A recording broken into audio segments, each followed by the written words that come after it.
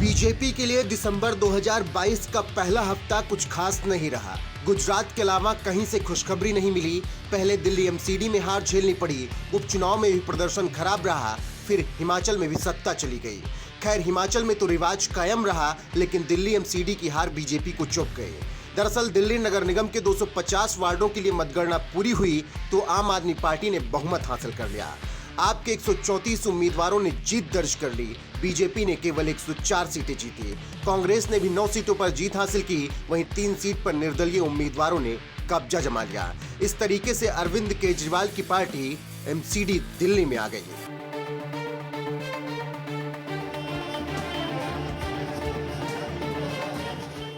अब बीजेपी की यही हार केंद्रीय नेतृत्व को बर्दाश्त नहीं हो रही। इसीलिए दिल्ली बीजेपी में कई बड़े बदलाव जल्दी ही होने वाले हैं और प्रदेश अध्यक्ष आदेश गुप्ता की कुर्सी खतरे में नजर आ रही है, क्योंकि एमसीडी चुनाव खत्म होने के बाद अब बीजेपी की निगाहें 2024 के लोकसभा चुनाव पर है और केंद्रीय नेतृत्व कोई भी गलती आम चुनाव में दोहराना नहीं चाहता। ऐसे में राजनीतिक गलियारों में चर्चा तेज है कि जनवरी में प्रदेश की कमान नए चेहरे के हाथ में सौंपी जा सकती है। इसके साथ ही दिल्ली में नई टीम तैयार करने की योजना है जो पार्टी के लक्ष्यों को हासिल करने में महत्वपूर्ण भूमिका निभाए।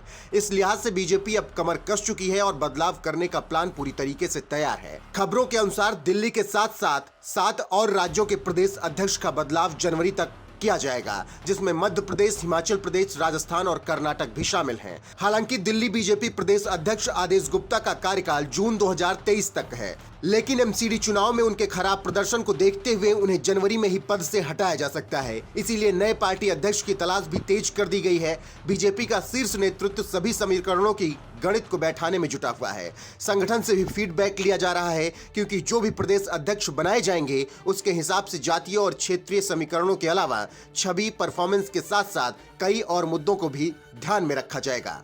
ऐसे में मोदी शाह की जोड़ी पूरी प्लानिंग के तहत 2024 आम चुनाव की तैयारियों को शुरुआत से ही मजबूत करेगी, ताकि जो गलती उपचुनाव एमसीडी और हिमाचल में हुई है अब वो दोबारा ना हो। बता दें कि बीजेपी को 68 विधानसभा सीट वाले हिमाचल में केवल 25 सीटें मिली, जबकि कांग्रेस के खाते में 40 सीटें गई। एमसीडी में बीजेपी के खाते में केवल 104 सीटें आई, जबकि आम आदमी पार्टी के खाते में 134 सीट गई। वहीं उत्तर प्रदेश के उपचुनाव में बीजेपी के हाथ केवल रामपुर की सीट लगी। हालांकि मोदी के गढ़ गुजरात में बीजेपी ने प्रचंड जीत हासिल करते हुए 182 में से 156 सीटें हासिल कर ली। अब ऐसे में 2024 की तैयारियों में बीजेपी कोई भी गलती नहीं करना चाहती, इसीलिए बड़े फैसले जल्दी ही लिए जाएंगे।